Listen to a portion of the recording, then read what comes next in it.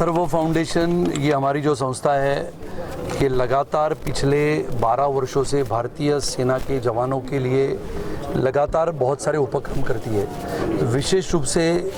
अपने सेना के जवान जो शहीद होते हैं वो शहीदों के परिवार के लिए लगातार अलग अलग उपक्रमों के माध्यम से हम उनके साथ जुड़े रहते हैं। भारत का एक इतिहास रहा है कि भारत शक्तिशाली अगर है, ताकतवर है, तो हमारे भारतीय सेना के, थल सेना के, जल सेना के, वायु सेना के जवानों की शहादत पे हिंदुस्तान बना हुआ है। और इसके लिए अथर्व फाउंडेशन हमारी जो संस्था है वो लगातार भारत भर में काम करती है। पिछले 2 वर्षों से कोरोना काल में हमने कोई कार्यक्रम आयोजित नहीं किया, मेरा प्रवास भी भारत में नहीं हुआ, लेकिन अरुणाचल प्रदेश से लेके दार्जिलिंग तक या फिर अरुणाचल प्रदेश, आसाम, मेघालय, मिज़ोरम, मणिपुर, सिक्किम, नागालैंड, यहाँ पर के राज्यों में एम्बुलेंस देने का एक नई योजना हमने बनाई थी। हमारे जिला सैनिक बोर्ड के माध्यम से जो हमारे पूर्व सैनिक हैं, उनके परिवार है, जो देश के लिए 30-30, 35-35 वर्ष सेवा देके आने के पश्चात पहाड़ी इलाकों में वापस अपने घर में रहने को जाते हैं, उनके लिए आरोग्य की सेवा हो, उनके लिए उनके गांव में, उनके पहाड़ी क्षेत्र में एम्बुलेंस की व्यवस्था हो, इसके लिए एक नया उपक्रम हमने शुरुआत की थी, जिसके तहत हमने पहले बार मणिपुर में एक एम्बुलेंस हमने भेंट दी थी। आज का ये कार्यक्रम के माध्यम से हमने नागालैंड और सिक्किम के राज्यों के लिए जो हमारे पूर्व सैनिक राज्य बोर्ड है, जिसको हम जिला सैनिक बोर्ड कहते हैं, वो जिला सैनिक बोर्ड के तहत ये 2 एम्बुलेंस हमने आज यहाँ से उनको भेंट कर दी है। आने वाले समय में मिज़ोरम, मेघालय, सिक्किम जो है और दार्जिलिंग,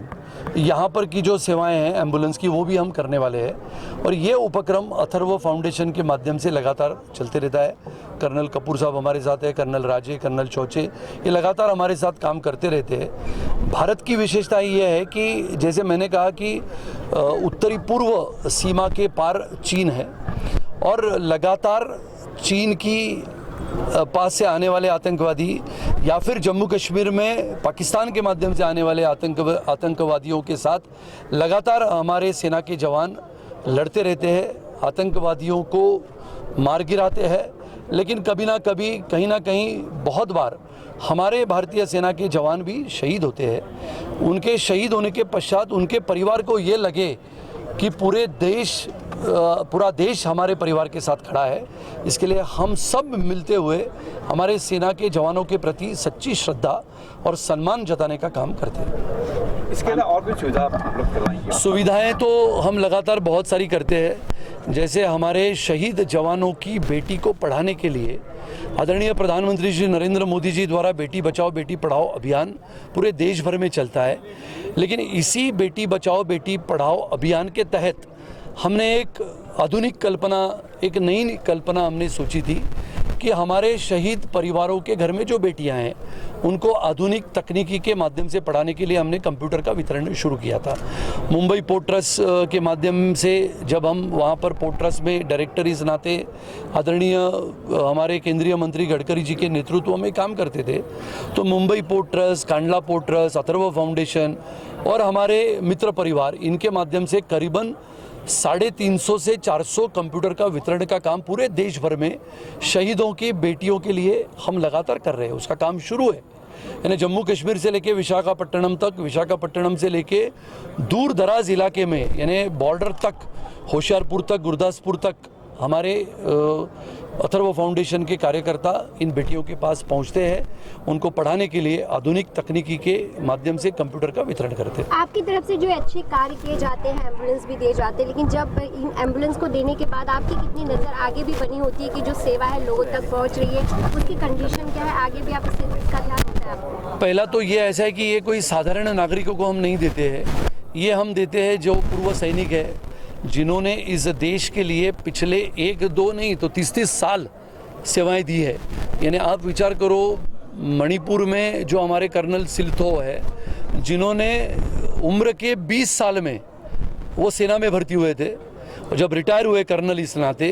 तब उनकी उम्र 58-59 साल थी। 2 साल उन्होंने और काम किया, यानी 61 की उम्र में वो वापस आए अपने गांव में मणिपुर में,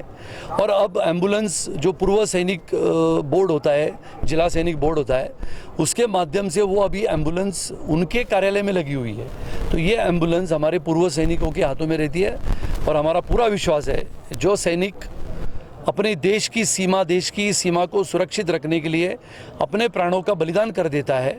अगर वो वहाँ से वापस लौटता है तो देश की सेवा करने के बाद 30-35 साल किसको कहते हैं, 35 साल दूर दराज इलाकों में, पहाड़ी इलाकों में, बर्फीली चट्टानों में इस देश की सीमा को सुरक्षित रखने वाला अपना जवान जब वापस आता है तो सब नियमों का पालन करते हुए सभी नागरिकों को सोई सुविधा देने का प्रयास करता है। सर खर्चा कौन उठाएगा सर? खर्चे जो होते हैं, पेट्रोल है, डीजल है, या वो उनका जिला सैनिक बोर्ड है, जिला सैनिक बोर्ड होता है। जिला सैनिक बोर्ड को देश की अलग अलग अपने विभागों के माध्यम से, जिला सैनिक बोर्ड यानी जो निवृत्त सैनिक होता है उसके लिए विविध योजनाएं से